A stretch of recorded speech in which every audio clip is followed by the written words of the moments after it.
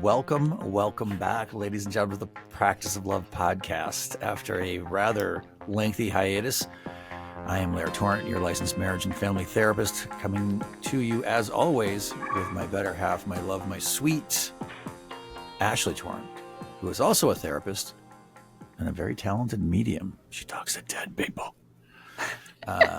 Yeah. Excuse the kids and the dogs you hear in the background.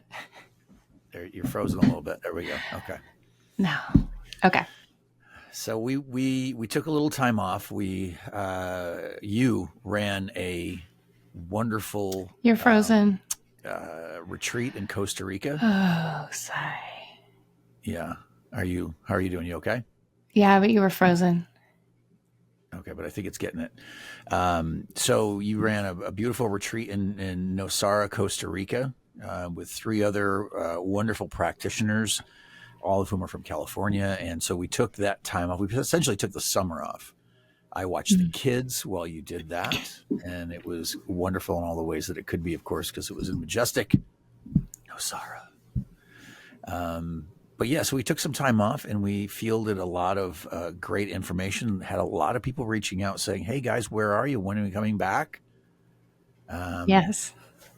And you're not saying anything. This is a conversation. Let's go. What do you got? Let's go. I was waiting for you to say your stuff. I'm a good listener. And if given the opportunity, I will listen and let you talk. That's true. So, no, we did. We had a beautiful time in Costa Rica. I mean, we were there for almost 3 weeks, I feel like. And I learned, I think you and I have also been in some deep personal work. I did want to touch on that we left our audience with a cliffhanger. And so I thought, we could start off just touching into that for a moment. Just letting everyone know that, we talked about the repressed sexual abuse memory that came up back in April.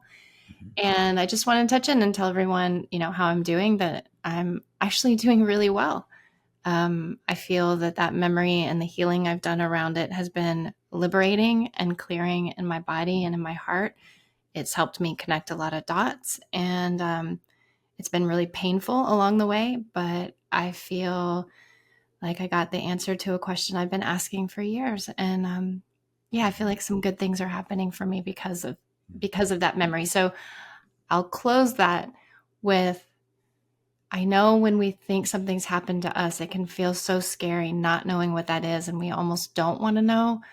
But I will say that knowing has been less scary. It's the fear of not knowing that was scarier than actually knowing the memory.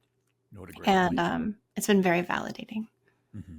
Yeah, you finally found that puzzle piece. Yes, finally found that puzzle piece. And I think if we think about it, many of us have that puzzle piece. I know I have my own. I'll share mine at another time. But yeah, there is this. I always like to say, if my life were a picture book, and I think you can attest to this too. If your life were a picture book, on every page there would be this puzzle piece that was just sort of missing, and you weren't really sure what it was. You had an idea, but it was like you found that piece, under the couch or, stuck in the carpet somewhere. And when you finally put it in, it was liberating. It was hard, and I watched you go through it and helped you through it. And it was amazing to watch. It was painful to watch. But I was really proud of you. I was so proud of the way, I continue to be proud of the way you've handled yourself, and how willing you've been to dig in and do the work, even though, we laugh. It's like, what, more work? More? There's more? There's some more. Well, and I think, a lot of people could say, you got to be kidding me. I don't have that gas in the tank, that going through everything that you already knew you'd gone through, but then to stumble upon this, that would have taken the legs out of a lot of people. And so I had to give you a lot of kudos, and just sort of shaking my head at your strength, frankly. Well, thank you. I appreciate it. Well, I had you by my side. It made it a lot easier. I've learned a few things, like don't tell her to use her tools. Don't try to fix it. I mean, you've always been good, but through this process, I noticed there were many moments where I was in a lot of pain. There were some dark moments where I went dark, and you just sat and you witnessed. You were on the phone with me a couple of weeks ago. Things got dark for a day, and you just listened as I cried and cried and cried, and you didn't try to fix it. I didn't feel like you were worried. You just let me be in the dark space, and you loved me through it, and I got to the other side of it.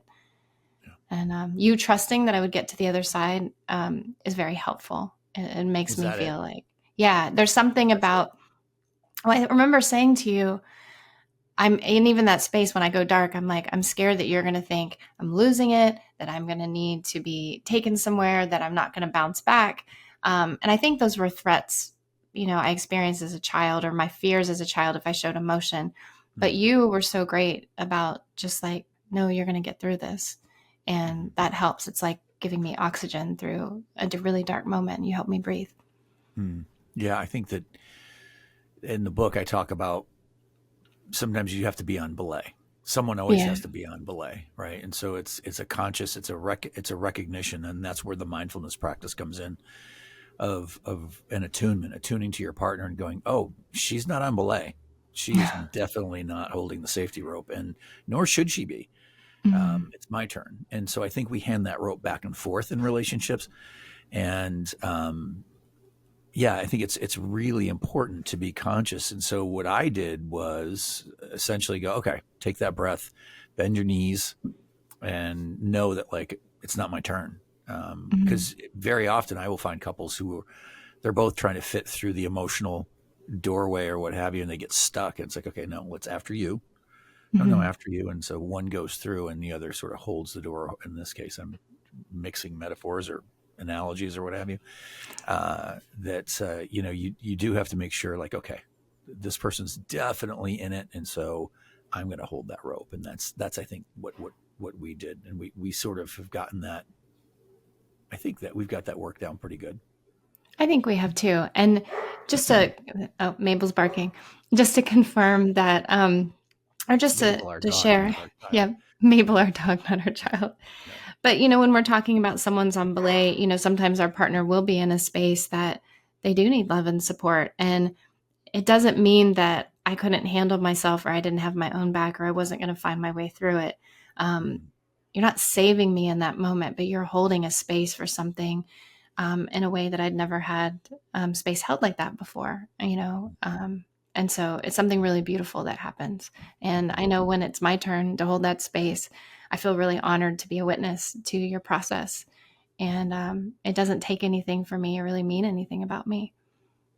And I think that's a great point, because I think something that I run into a bit with the people that I work with is like um, reluctance, reticence, parts in opposition to riff on the subject matter of today, really. Um, that they will be like, well, do I have to? I actually have people ask, like, that's their work. It's not my work, right? And I'll say, well, I hear you, and like, we don't want to risk codependence. And I'll say, well, hold on. There's codependence and there's interdependence, and sometimes you do need to be interdependent with one another, and you do need to hold that rope, and you do need to make space. And this is where I tell people all the time: love is a pain in the ass. Love is inconvenient. Love asks you to reach into that tank, perhaps when you feel like you don't have it in you. But love dictates that you will find that wherewithal, and and that's good and it's right, especially uh, if that's a baton that sort of gets passed back and forth. And I think between you and I, that's definitely a baton that gets passed back and forth. Right? I Especially don't. this summer. This was a Oh my baton. God! Especially this summer. Holy shit! Holy shit! Well, I mean, two people who are in process, we have our own therapists, we're doing our own work. But there are times when, yeah, like being a witness to someone you love in their process. But this is back to our topic is we've been handing that baton back and forth and in some really deep process. And so, one of the things I thought after catching up, after we did our catch up today, what I thought would be beautiful is to talk about what we've been in process about. And I think I would describe it as, you and I have been trying to embody a more authentic version of ourselves. Can we And push pause on that? And you said what I think would be beautiful, and you cut out. So let's rewind that for just a sec. Oh, Did you I go off don't on a know what I riff? was going to. You went off. You just went off. You No, I said think I said something. you. You were so deep in it. Did I just, maybe I was saying what a beautiful topic this would be. I don't know. Anyway, we You have, said after our intro, I thought what would be beautiful is. oh, yes. After our intro, I thought it would be beautiful to share with our audience what we've been going through this summer individually, but there's a similar theme about, and sorry, our internet is breaking up. Sorry, Lindsay. Did you hear me say that? I did. Okay. Yeah. So there's a similar theme where we're both being pulled, and I by spirit, which I think, or by our souls, to step into a more authentic version of ourselves. And when you choose to do this, or to embody a more authentic version of ourselves, and I think authenticity is thrown around a lot, and like, what is authenticity? I'd be interested to hear. I'll just share. I think my definition of authenticity is what is the highest expression of myself that is through love, but also honors the journey I've had in this life with the scars that I have. I can't pretend those scars aren't here. So how do I embody the authentic version of me that wears those scars beautifully as teaching pieces, but doesn't allow myself to be diminished by them or the fear that I struggle with on a daily basis? I like that. What would yours be? So mine will not be nearly as eloquent or lovely as yours, but here I go. So I think I experience my most authentic version of myself when I've become very aware of all of the other parts of me, the wounded kids within me, the inner child, the protector parts, the inner critic. When I know I'm not operating through my pain body or my pain bodies, as it were, and I've sort of named all of them, and there's this very authentic, wise adult self that sort of steps in. And this is the part of me that can connect to spirit, that can be in flow. This is the part of me that understands that, my anxieties, and has answers for the what ifs. That's the big one for me. Like, well, what if this? And I know when I'm in my anxiety, or if I'm in my younger parts, because I definitely can fall victim to my own fears and my authentic self. It's interesting because I think that, and I'm not the first to say this, that when we do take that inner inventory and say, oh, this is the part of me that's here, and then this part's here, and I see this part, and these are the other aspects, that when those parts are named, the wise self automatically pops up. Yes. And so for me, if I don't, the wise self's always here. The authentic self is always here. But the authentic self says, oh, you want to go through your inner critic? That's fine. That's a grist for the mill too. You're going to learn some shit. Oh, you want to go through your pain or through your wounded kids? Great. That's fine too. And so I think that wise self is very Zen, very Taoist in its way. Can I ask you what your wisest self wants to say about the leaf blower in the background? Well, let's start with an inventory of my parts that are here. And my protector part says, you got to be shitting me now. It's been quiet all goddamn day. And now this is when you choose to blow those.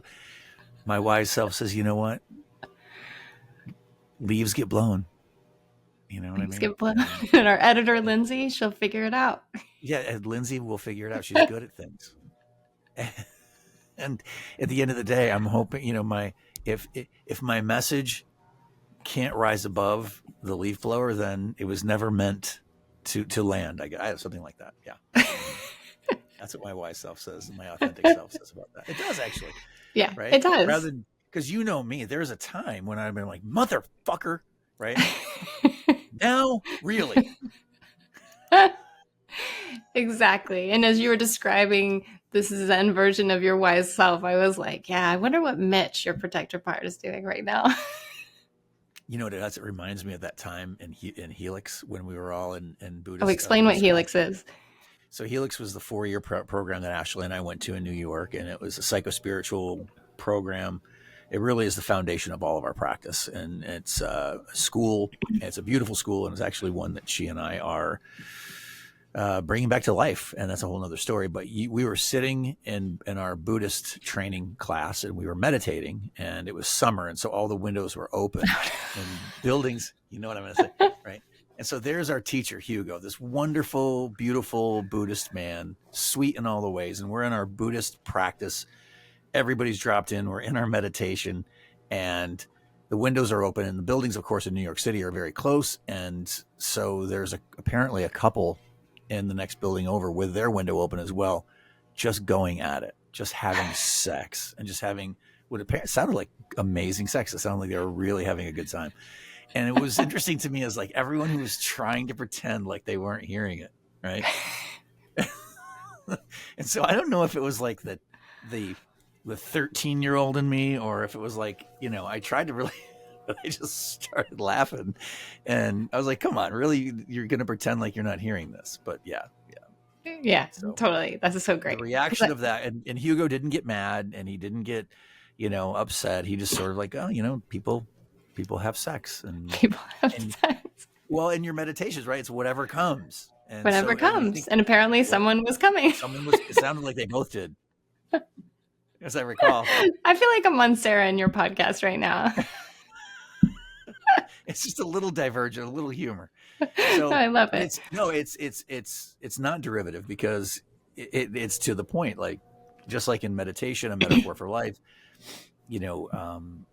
things will happen. And I think it's really, really important to ask ourselves. And I think this is the most important question we can ask ourselves. This is the most important question for me, I'll say, is who's here? Who's here? Who's showing up? What part of me is here? And who do I want to be in reflection of this thing? Whatever it is, right? Yeah. And that's in my better, like, who do I want to be? Even as stupid as the leaf blower. Who do I want to be in reflection of the leaf blower? I want to be the person who's like, yeah, people, man, he's blowing his leaves, not a big deal. Is it gonna kill my message on our podcast? No. The dog, Mabel barked, same thing, right? Yeah. And those problems get obviously bigger and bigger, but the question remains the same: is who do you want to be? And that typically takes us to our most authentic version of ourselves, because I think that's what most of us want to be, is the most authentic, grounded, wisest version of ourselves. So I lost you for a minute. Do I have you back? It was good. It was good. Yeah. Well, so I think this brings us to what you and I have been working through, because I think, I've been in the most authentic version of you, not 100% of the time. I haven't been in the most authentic version of you. I've been in our relationship. I feel it's easy for me to be an authentic version of myself. I feel like as a parent, it's easier for me to be an authentic version of myself. That doesn't mean perfection. It just means a more authentic version of myself. As a therapist, rewind that. We dropped out again. Okay. So I'm wondering if Lindsay's getting mine and if yours, but so I think this brings us to, what you and I have been working through this summer, and which aspect of our life that we've been trying to step into a more authentic version of ourselves. And what I was saying is that I feel like in my relationship with you and with the boys and as a therapist, those are easy places for me to be an authentic version of myself. But I've been working on stepping into more of a teacher role, doing a podcast role, using my voice more. And that requires me to move through a lot of fear and work through a lot of trauma around speaking my truth, sharing my truth, embodying my truth while being seen. So what I've been working through, and it was something I really experienced in the retreat, was getting to be this embodied teacher, embodied authentic version of myself. It felt so good. I got to teach people in the water surfing. I got to teach classes. I got to hold space. I got to do readings. I got to do all the things I love that are of service, like all my service oriented things I got to do. And, when I came back, there was a lot of internal backlash. Not only was I physically unwell for about a week and a half, the anxiety was really bad. Like my mind went dark. There was as my therapist said, the protector parts of you saw you expressing yourself so freely, and that's terrifying to them. So they pulled me under for a bit. So my relationship with my authentic self has been a challenging one over the past few months because the fear has been very dominant in my daily life. And is it the fear that tends to? Well, I guess my question is, what drags you out of it? What tends to be the trigger? Well, maybe I should also The talk thing that about the triggers you fear. out of The that walk, opposing part that is like integrous my walk, 7, like 8-year-old self who's hiding in a closet and afraid to speak her truth. I think a lot of it's related to the sexual abuse. A lot of it's related to emotional and physical abuse. Using my voice, being seen, speaking my truth was very dangerous. And now, because of that memory coming up, I think I realize why being seen was dangerous even more. So the opposing part rises and says, it's not safe for you to be seen. It's a fear of annihilation. So I've been working with her and like communicating with her and trying to let her know that I've got her back and that we're safe enough and that we're not living in that house anymore. Those things aren't happening to us, that's the key but point. really trying to strengthen her, my resilience in the world around that. So you bring up a really important point around these aspects, and that is that I like to say our parts are frozen in the fires of our trauma. And, that puts you in a bit of a time warp. And so Yes. if you were to express this fear to anyone else who only knows you in your adult life, they'll be like, what are you talking about? That's how that happened 100 years ago. You don't live in that Right. house anymore. You haven't been in contact with your mother in, 23 years. And so what do you say to that? Well, I mean, that's when we do parts work, we have so many different parts of us that are frozen in time, like you said. They're stuck in time.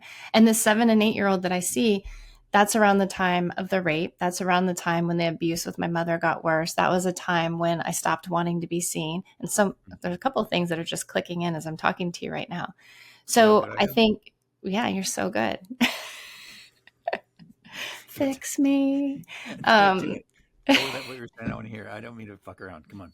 No, it's totally okay. So what I would say to someone who's like, yeah, that happened that long ago, but being seen and being a teacher and being more in public or expressing myself like on social media, that's new to me. Those are things that I just started doing within the past 2 years. I was very good at being invisible. I loved being invisible. I'm a master She's of not a kidding. cloaking device. No, I'm so good at being invisible. It's my safe space. Unbelievable. She can literally disappear. She can literally it's unbelievable. And to give you a sense of it, it was when we were living in New York and we had been invited our friends were getting married. And weirdly enough, they were getting married on TV. They were getting married on Good Morning America. I won't bore everybody with a story about why that was the case. But anyway, they were getting married on Good Morning America. And the party was going to be this big lavish event in New York on the top of this hotel. Amazing that we were even invited to this thing. It was Stephen and Lisa. And we knew it was going to be on TV. And the first thing you said to me was, I don't want to be on TV. And so I was so scared. And do you know we weren't on TV? They got my arm. And Lisa and Stephen both said the same thing. Like, how did they miss? It was like you guys weren't even there. I was like, Ashley, and they got everyone around us. Total cloaking device. So what I know about my healing, and then I want you to talk about you, is that it's even in my astrological chart. Part of my purpose in this life, my healing, is to step out of the shadows, is to be seen and to be embodied and to share my story and to be a teacher. It's just a part of my soul's expression in this life. And not to honor that, I think ultimately would create more suffering. The invisibility would probably get old after a while. So that's what I've been working through.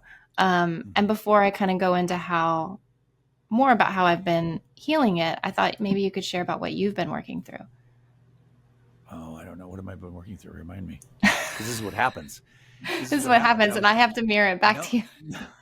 No, because this is actually what happens. This is the point I wanted to make, which is that compartmentalization of the brain is a real thing. Yes. We talk about it. I'm compartmentalized. But, Jung said, and when he talked about he called them complexes, he said, each one of these complexes has its own experience, its own beliefs, its own narratives. And I can't talk enough about how real that is. You will quote Yes. unquote forget things, really important things, like I just did Yeah. in this moment. I'm like, I know we talked about like, and I know I had this, these big processes over the summer, but in this moment as host, stop laughing at me. It's like, as I'm hosting this podcast and sort of in my sort of authoritative therapist self, and now I know what it is. Yes. There it is. I Yes. got it. Yeah. I forgot. It's not there because I'm here. I'm not in that. But so to further the point, like when someone says, "Well, why do you feel like there's going to be this cataclysm?" Or why do I feel like I'm in so much trouble? Why do I feel so guilty for Well, it's because you're locked in the part of you that had that experience. For you, I learned a long, long time ago. For many, many, many parts of you in there, the world is absolutely an unsafe place. Mm-hmm.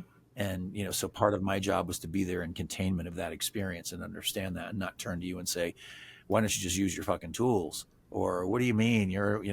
It's to recognize that the very salient experience of these aspects of you is the world is an unsafe place because the people who are supposed to love you the most didn't. Yes. And so that's how powerful this is. So Right? powerful. When we get locked into it, I talked in the book about how I almost failed the licensing exam because I was compartmentalized in the kid in me that never did well on bubble tests. I almost failed. No. Was And a really I'm noticing right now that you're avoiding talking about something you get. I'm looking at the time and know that we have like 20 minutes to get our point across. So more next time on. No. So the thing that I worked on, the thing that really got a hold of me this summer, it was actually around the book being published. I think there was a part of me that had this idea, this fantastical idea that this book was going to change everything. And to some degree it did, but by and large it didn't. Not to the movie version that I think I had in my head, or at least some of those parts of me did. And this experience of being on a podcast or two, being interviewed all the time, now I'm an author and speaker, and and I'm having to put my ideas out there on Instagram if I want to sell any books. I thought I was supposed to sound like an authority. I had this idea of what that was supposed to look like. And what I realized is that's not for me. That I really needed to engage my vulnerability. If that makes sense. Am I in the ballpark? Because I still feel like I'm only. No, you're in the ballpark, but I think because I think you are compartmentalized right now, which I think is really interesting. So I am going to reflect back to you some of the conversations we had. Is that the egoic piece? You're lost. The egoic piece. Yes, I'm very aware of my suffering. You've compartmentalized your suffering. I went the through egoic the entirety piece. of Helix thinking I didn't have trauma. I know. So. This is what I mean, guys. He's just figuring this out. The egoic piece, not in I'm so great, but the egoic piece of needing to be an authority figure to validate, like the younger parts of you, the kid from the wrong side of the tracks, like needing to create safety in that, those big things happening, and what it meant when those bigger things happening, when that movie wasn't playing out, like what it made you believe. What was your process around that? Well, you kind of feel like a piece of shit. You feel like the good things don't. I mean, there were parts of me coming up from that house from the wrong side of the tracks going, see, good things don't happen to you. That's not for you. Right. That movie version, that type of success, those are the demons that sort of were on attack. And what did you find, like in your daily life, I guess, were good things not happening to you, or good things on the scale you imagine not happening? Well, it's an interesting point, because what that does to you, the veil of that narrative, and that, I always say we see the world through the lens of the part becomes the filter, right? And so I'm filtering everything through that part of me that says, see, nothing good ever happens. You are effectively editing out of your story all of the really good things that are in fact happening. So you can't really enjoy your amazing partner. You can't enjoy the the house you have. You can't enjoy the fact that we live, 20 minutes from the beach, the fact that we're surfing, that we have these beautiful kids, right? All of those things that you can find so much gratitude for, that only strengthen and bolster the authentic version of yourself, are opted out, and you can't see them. And it just devolved me down into further sort of pain and anger, really. Yeah. Anger And how did, go ahead. that, go ahead. No, go ahead. I was just going to ask you, when did you catch it, or when did you realize? Because I think there's two things you're talking about right now. You're talking about the need to be an authority, and it's actually your vulnerability. That's, I think, your most powerful teacher, or will be a powerful teacher. And then your ego's need for the success to prove something, versus what?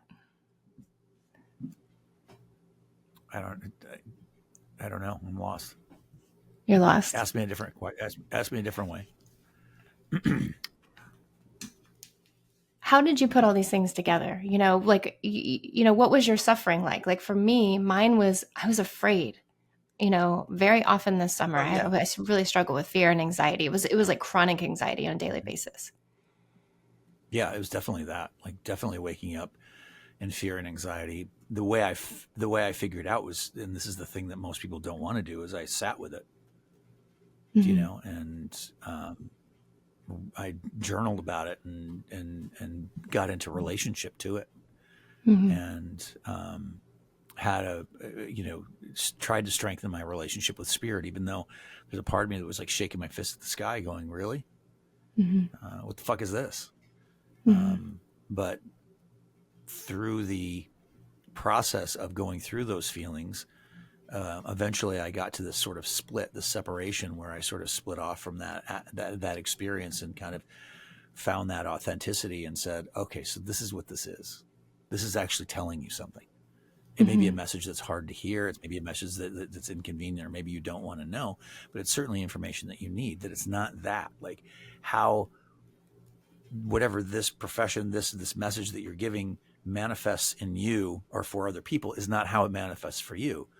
Your unique thumbprint on this work has, and you said it, you were the one who said it, so I should actually say it wasn't just me sitting with myself, but you were a great reflection of my process.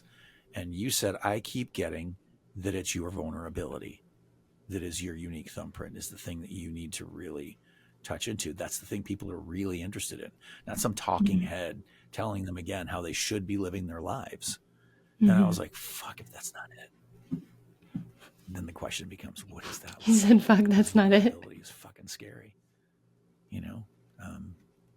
Vulnerability is hard. I missed you. What did you say? I said, but vulnerability is scary. Vulnerability is fucking hard. And so what does that look like for me? Because and what does it look like? I'm sure and I don't. No, I don't. What does it look like for you? I don't know. I think I'm kind of figuring that out. I think I'm kind of figuring that out. I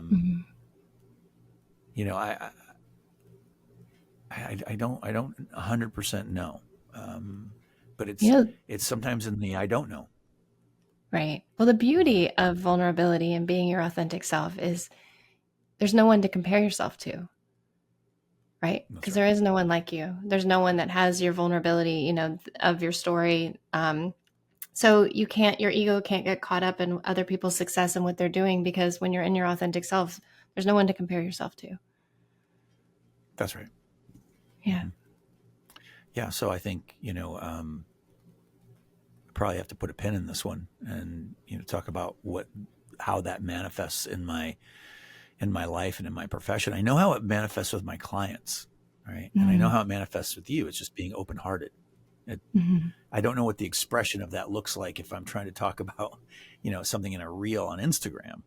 I know what it was like to write it in the book. The vulnerability was in my mistakes and the places where I wasn't like wearing a cape. And I think that's it for me, right? Like being able and willing to come at my life and my profession from that place. That's when I've always been at my best. Yeah, even with the it's your kids. best. And that's what I said about when we were going to start up the podcast again. I said, I want to hear more about your story. You have an interesting story, a difficult story, a beautiful story. But, there's two of us here. And I think it would be wonderful for you as a man sharing your vulnerability and your story. And, I think there are episodes we have lined up that will be a part of that. Well, Some pretty big it's a lot episodes. easier to stand here in the exalted position of podcast host and therapist, rather than, you know, open myself to the possibility. And I think, that's it, right? That's it. It's not necessarily grandiosity. That's not the word. I know that Helix, they really warned us about grandiosity, but it's in the flavor palette of that place of, like, you put yourself on the pedestal of therapist, which is, you are the authority, you are the person who knows, you've read more books, or probably more books than the other person, on the subject of you know of personal growth and development and all that. But I think the thing that has always made me so accessible as a practitioner is not doing that. And so finding out, how do I make more of that a part of my life? I think I'm pretty good with you guys. Oh, you're great. And one of the things I love about you is that you are so vulnerable with us. And I feel like sharing more of that with people at your own comfort level, obviously, we need each other's stories. And as a man right now, I feel like your story is really important. And, I kind of watched you go through this past, several minutes, and it would have been easy for you to stay focused on my story and support me and give the therapeutic insight. And I really wanted to, and when we redirected to you, I saw like all the gears start to kind of go, wait, what's Oh going yeah, on? they were rolling. They're like, It was yeah, it's fascinating. I moving. could feel it in my body, like, I see you um, getting that face on too, where you're watching me. I know you. I've known you for so long. I was like, oh, and look at her. She feels. You could almost taste it.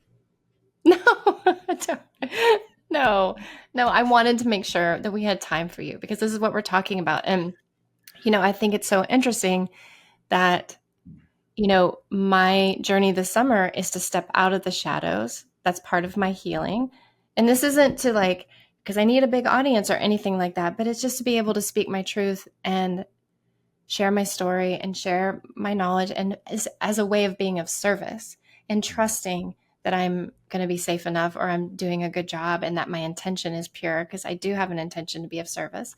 And then yours is stepping out of the authority a bit and into vulnerability, Well, it's and where's the fear? yeah, Where's the where is fear? your fear?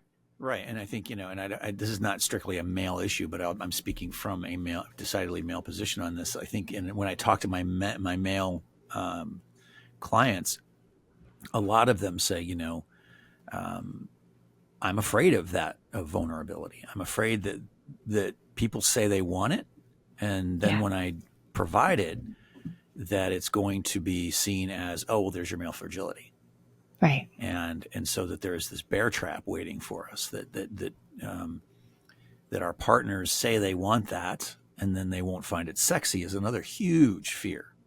Hmm. And so I would rather exist in that place of, anger, frustration, or all of those colors that sort of are painted as particularly masculine, rather than ever, risk dying upon my white horse.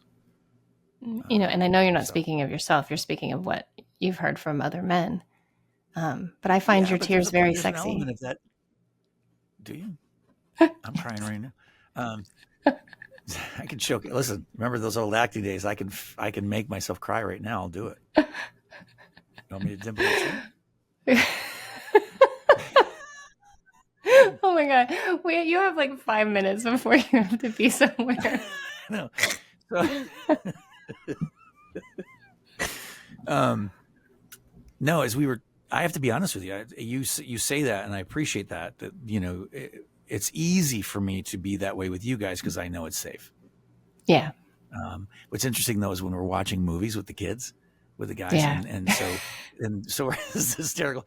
So there we're watching movies with the kids, and if there's even a remotely tear jerking moment, there's two boys, a 10 and a 14, two boys trying to figure out what it is to be male, masculine in the world, and so they're looking to me, and immediately if there's a tear jerking moment, their heads are like on a swivel, and they just turn and look at me, and I'm like, okay.